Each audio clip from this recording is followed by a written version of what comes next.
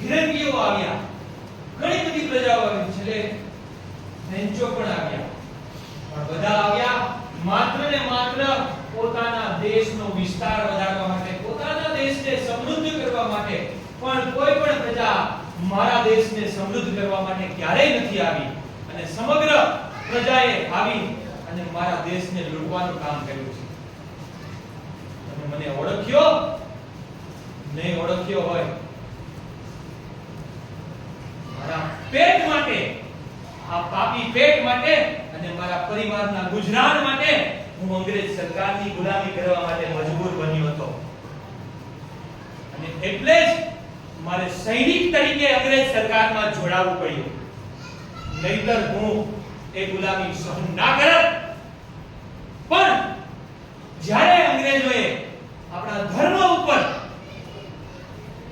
આપણને બદનામ કરવાનો, આપણા ધર્મને લાંછન લાગે એવું કૃત્ય કર્યું અને બ્રાઉન રાઇફલની જગ્યાએ નવી એનફિલ્ડ રાઇફલ લાવ્યા, અને એ રાઇફલ પણ કેવી કે જે આપણા ધર્મને, આપણી ગૌ માતાના માંસમાંથી બનાવેલી. આ શબ્દ બોલતા જ મારું હૃદય દ્રવી ઉઠે છે. આવું કૃત્ય કરી અને અંગ્રેજો આપણા હિન્દુ ધર્મને બદનામ કરવા માંગતા હતા.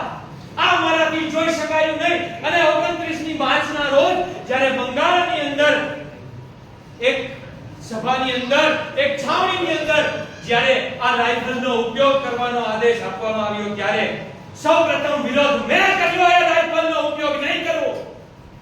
કારણ કે આ રાઇફલમાં મારી ગૌ માતાનું માંસ છે, અને ગૌ માતાનું માંસ છે અમારા ધર્મ માટે, અમારા હિન્દુઓ માટે એમ કહેવાય કે પાપ સમાન છે. આવો ઇનકાર કર્યો ત્યારે મને મેજરે મારી ધરપકડ કરવાનો આદેશ આપ્યો, અને તરત જ મેં ધર કરી અને એને મેં ત્યાં જ ઢાળી દીધો. મને પકડવાનો પ્રયત્ન કર્યો, પણ તો મેં બીજા મેજરને મારી નાખ્યો. મને એનો આનંદ છે કે મેં મારા દેશ માટે બે મેજરને મારી નાખ્યા હતા. ભલે મારી ધરપકડ કરી અને 8મી એપ્રિલના રોજ મને ફાંસીએ ચડાવીને મારી નાખવામાં આવ્યો, અને હું થયો આ સ્વાતંત્ર્ય સંગ્રામનો પ્રથમ શહીદ મંગલ પાંડે.